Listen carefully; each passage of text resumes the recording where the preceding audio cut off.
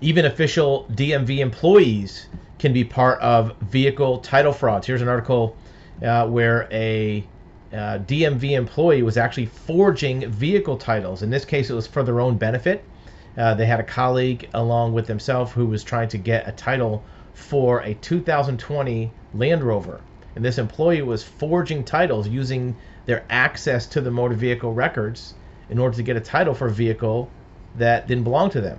According to the case, allegedly, this employee, this is in Illinois, was arrested after forging a title for a stolen vehicle.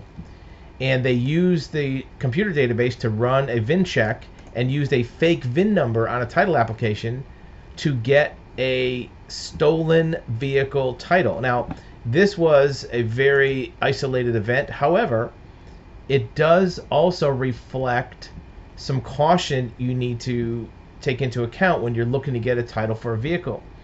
Anytime you're getting a title through some non-standard method, like if you're using an alternative or a court ordered title or bonded title, you want to make sure that whoever is doing the process for you is using completely legitimate means.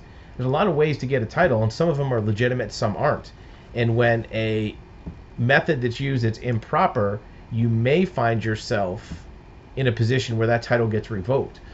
We see this all the time. We get 4 or 5 inquiries a day from people who have purchased a vehicle and then come to find out that that title that they have has been revoked because at some point the application for the title, whether they did it or somebody else, was done improperly, and that title is no longer valid. Just because you have a title doesn't mean that the story's over. If that title turns out to be obtained in an improper manner, it can be revoked at a later date.